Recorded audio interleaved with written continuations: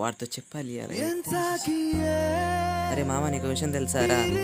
Hello, success అయిందిరా, party చేసుకున్నారా రా. అయితే నన్ను ఏం చేయమంటావురా?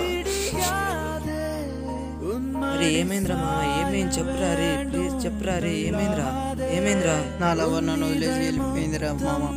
ఏం కాదురా, అది కాకపోతే ఇంకొకటి నేను చేయలేదా దాన్ని వదిలేసి ఇంకో దాన్ని.